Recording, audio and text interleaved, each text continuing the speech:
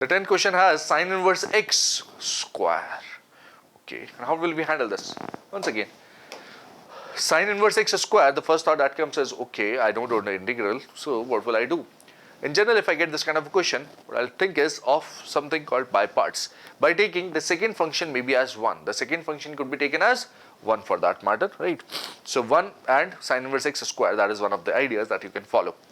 Okay, and when I differentiate this sine inverse x square, I'll get 2 times sine inverse x root of 1 minus x square over there, and there will be a x in the numerator as well because of integrating that 1.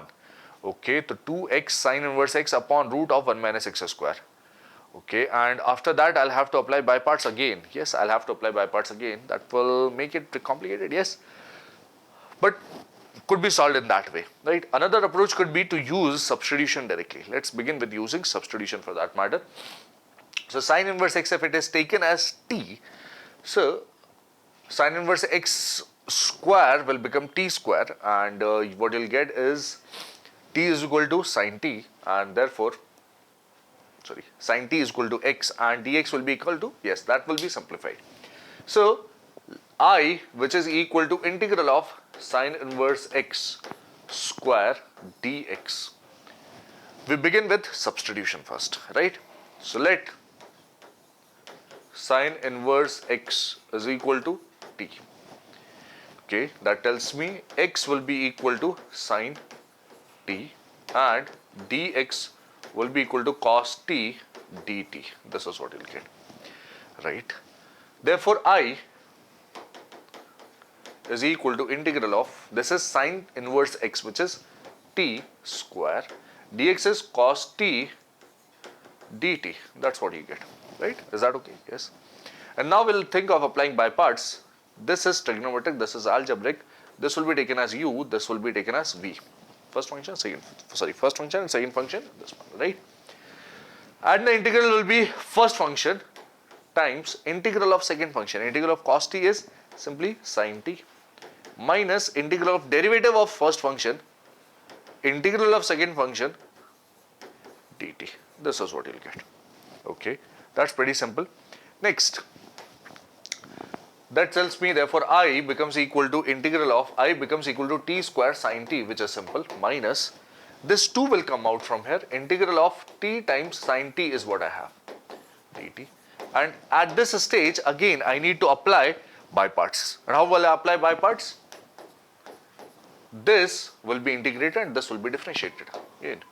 So let's continue with this, which tells me I is equal to t square sine t. So we need to apply by parts here as well, twice.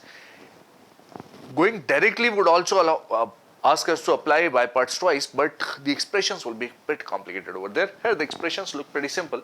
T square sine t minus 2 times, in the bracket you get first function, integral of second function, which is minus cos t, minus derivative of first function times integral of second function, which is minus cos t dt. This is what you'll be getting. This is what you get, right? Okay.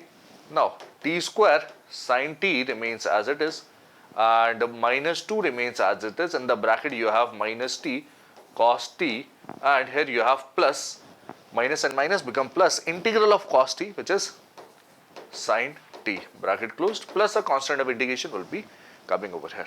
This becomes t square sine t is okay, plus 2t cos t and minus 2 sine t plus constant of integration is what I will be getting, right? This is what you get. Now if you observe, sine t is x, sine t will be x, cos t will be under root of 1 minus sine square t, which is under root of 1 minus x square. T is sine inverse x, so I can replace each and every term over there. Sine t is x, t square is sine inverse x squared plus 2 times cos t. Cos t is under root of 1 minus sine square t.